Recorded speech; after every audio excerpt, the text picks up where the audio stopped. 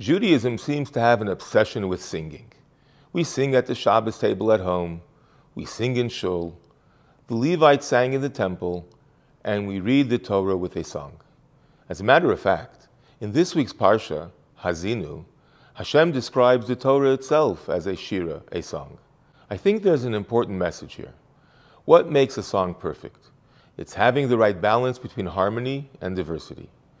There are many different notes, but when they come together, arranged in a beautiful order, then it becomes a piece of inspiring music. The Jewish nation is exactly the same way. We all come from different backgrounds, places, and upbringings. We all play a different note, yet we come together so beautifully to produce the world's greatest song. In the 1970s, there was a young man named Mike who was slowly finding his way back to his roots, and he began attending services in a small shtibel in the Bronx. He knew very little and dressed very differently. Yet as time went on, the elderly members warmed up to him and they began to treat him as one of their own, especially a gentleman named Kalman, who was sort of the leader of the group. Before Yom Kippur, Kalman announced that since it's obligatory for men to immerse in a mikveh in preparation for that awesome and holy day, he had arranged for a nearby mikveh to be opened and available for a while, so they would all be able to go by car or van and take a quick dip. Erev Yom Kippur came, and after morning services, while the rest of the people were outside waiting to load up into the van, Kalman noticed that Mike was sitting in the back of the synagogue, sad and withdrawn. He gently walked over to him, put his hand on his shoulder, and asked him what's wrong. At first, Mike was reluctant to talk, but eventually the secret came out. In his previous life, Mike had been quite the character, not exactly doing the most kosher things. At one point, Mike said, "I was pushed by my friends to get a tattoo, and I didn't just get any tattoo.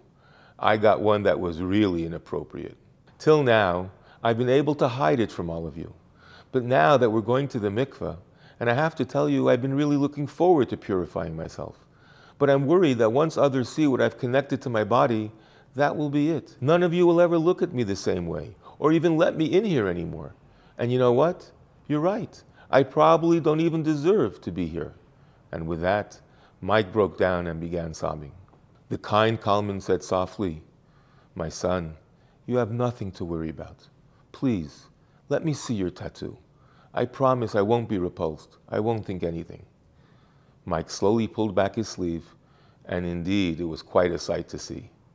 But then Kalman looked deeply into Mike's eyes and slowly pulled back his own sleeve, revealing 6 numbers crudely tattooed into his arm. "Mike," said Kalman, "I've been through one type of hell, and you've been through another one. But now we're out, and we're journeying towards a better place. Come, let's go together to the mikveh."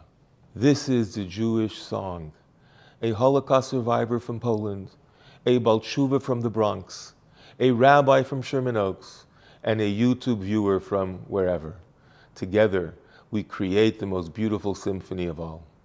Wishing you and yours a Shabbat Shalom u'Mevarach, an easy fast, and a Gemar Chatima Tova.